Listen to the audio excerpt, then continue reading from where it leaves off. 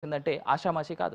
And ఇంకొక మాట చెప్పుకోవాలనంటే పోనీ గత ప్రభుత్వంలోనే వీరున్నారా అంటే కాదు. ప్రస్తుతం వచ్చినటువంటి ప్రభుత్వం ఏదైతే ఈ కూటమి ప్రభుత్వం ఏర్పడిన తర్వాత కూడా గత 6 నెలలుగా లేదా గత సంవత్సరంగా వీళ్ళు ఇంకా వాళ్ళ ఆ పొజిషన్‌లోనే కొనసాగుతా ఉంటే ప్రస్తుత ప్రభుత్వం ఏం చేస్తుంది అనేటువంటి ప్రశ్న కూడా ఉంది. అయితే ఇక్కడ వీళ్ళకి సంబంధించినటువంటి ఇంకొక అంశాన్ని మనం చూసుకోవాలి. మోహన్ రావు అనేటువంటి వ్యక్తి ఎవరైతే ఇప్పుడు ప్రోటోకాల్ డైరెక్టర్‌గా ఉన్నాడో అతను తనకు సంబంధించినటువంటి వాళ్ళు లేదా తన అనుయాయులు ఎవరైతే ఉన్నారో వాళ్ళకే కాంట్రాక్టులు కానీ వాళ్ళకి సంబంధించినటువంటి వ్యక్తులకి లేదా తనకి కమిషన్లు ఇస్తున్నటువంటి వ్యక్తులకే ఈ ఫైనాన్స్ బిల్స్ కంప్లీట్ చేయడం కానీ లేదు అంటే తనకు సంబంధించినటువంటి ఏవైతే పెండింగ్లో ఉన్నటువంటి బిల్స్ ఉన్నాయో అవన్నీ రిలీజ్ చేయించడం కానీ చేస్తూ ఉన్నాడు. గత 6 నెలలుగా మనం గమనించుకుంటే దాదాపు 6 నుంచి 10 కోట్ల రూపాయల వరకు తన అక్రమ సంపాదన జరిగింది లేదా తన అక్రమ సంపాదన ఉంది అనేటువంటిది చాలా క్లియర్గా మనకు తెలుస్తూ ఉన్నటువంటి అంశం.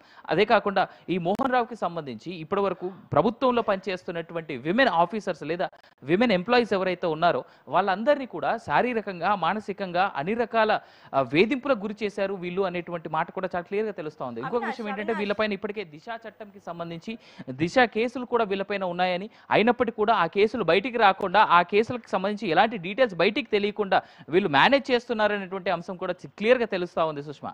అవినాష్, దిశ పోలీస్ స్టేషన్లో ఇన్ని కేసులున్నా కూడా ఇన్ని రోజుల నుండి ఎలా మేనేజ్ చేస్తున్నారు? ఇంతగా పేటరెగిపోతున్నారంటే అసలు వీళ్ళని ఎందుకని చర్యలు తీసుకోవట్లేదు? ఇంతవరకు ఎవరి అండదండలు చూసుకొని వీళ్ళు రెచ్చిపోతున్నారు?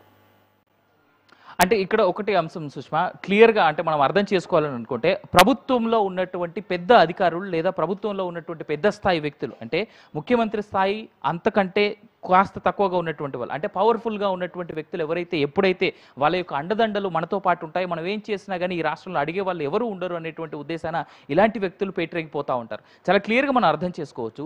ఈ అంశంలో క్లియర్గా జగన్మోహన్ రెడ్డి కూడా ఏదైనా వాటలు జరిగి ఉన్నాయా అనేటువంటిది చాలా పెద్ద క్వశ్చన్ మార్క్. లేదా ఆయన కింద ఉన్నటువంటి ఆయన స్థాయి పెద్ద వ్యక్తులు ఎవరైతే ఉన్నారో గతంలో మనం చూసుకుంటే అన్ని శాఖల మంత్రి అనేటువంటి ఒక వ్యక్తి ఉండేటువంటి వారు ఆ అన్ని శాఖల మంత్రికి కూడా ఏమైనా దీంట్లో అంశాలు లేదా అతని పాత్ర కూడా దీంట్లో ఏమైనా ఉందా అనేటువంటి పెద్ద క్వశ్చన్ మార్క్గా ఉంది. అదే కాకుండా మాజీ ఐఏఎస్లు లేదా ప్రస్తుతానికి ఇంకా ప్రభుత్వంలో ఉండి నడిపిస్తున్నటువంటి ఐఏఎస్లు ఐపీఎస్ అధికారుల స్థాయి కూడా పూర్తి స్థాయిలో వీళ్ళకు ఉన్నట్టుగా తెలుస్తూ ఉంది. అదేవిధంగా వీళ్ళు ప్రోటోకాల్ ఆఫీసర్ అది కూడా సీఎంఓకి ప్రోటోకాల్ ఆఫీసర్స్గా ఉండడం వల్ల వీళ్ళ చేతులు క్లియర్గా అన్ని రకాల ఐఏఎస్ ఐపీఎస్ ఆఫీసర్లు అదేవిధంగా మంత్రులు ఎమ్మెల్యేలతో కూడా వీళ్ళకి చాలా దగ్గర సంబంధాలు ఉంటాయి. ఆ సంబంధాల కారణం చేతనే ఆ ఉన్నటువంటి